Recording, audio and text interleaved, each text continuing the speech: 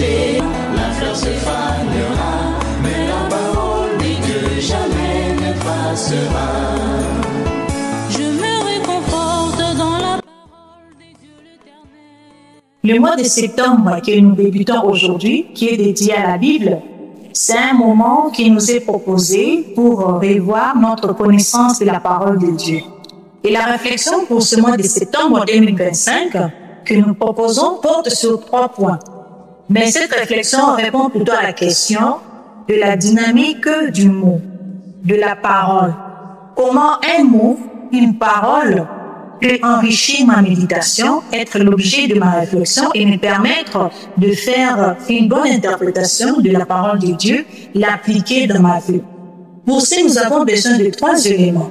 En premier, il y a d'abord une bonne lecture de la Bible, ensuite les attitudes qui accompagnent cette lecture, et après une bonne clé de lecture, et en troisième position, une bonne interprétation.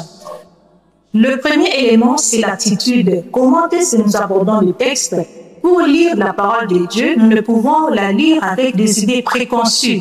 Déjà, des expériences que nous aimerions tirer de la parole de Dieu ou encore déjà des résultats. Plutôt, lorsque nous étudions ou lisons la parole de Dieu, nous devons toujours tenir en nous que dit le texte.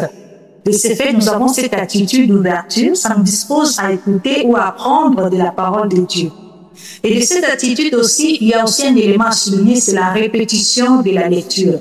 Un texte de la parole de Dieu qui est un texte inspiré, mais c'est aussi un texte complexe qui demande une lecture continue pour nous permettre de saisir le mot ou la phrase ou encore le verbe, une action qui nous touche. Après l'attitude, nous avons la lecture proprement dite.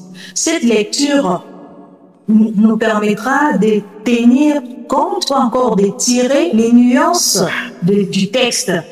Nous avons là les personnages qui sont cités, le verbe utilisé et même des noms qui sont dans les textes, les lieux. Tous ces éléments, des actions nous permettent de comprendre les textes et aussi de nous laisser saisir par le texte. Et c'est alors que cette lecture détaillée et répétitive de la parole de Dieu nous accompagnera à arriver avec une bonne interprétation. C'est-à-dire, lorsque j'ai lu le texte, quel est le mot ou la parole qui me touche le plus? Est-ce que c'est un personnage? Est-ce que c'est un nom qui est cité? Est-ce que c'est une ville? Est-ce que c'est une action? Est-ce que c'est un verbe qui se répète continuellement? Alors, lorsque je me sens touché par ces mots, je pourrais alors faire une bonne interprétation, l'aspect pratique.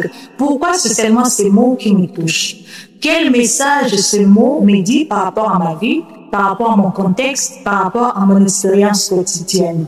Alors, nous pouvons dire que après avoir suivi ces cheminements, nous avons vraiment répondu à la question, que dit le texte? De s'embaucher, la fleur se fane.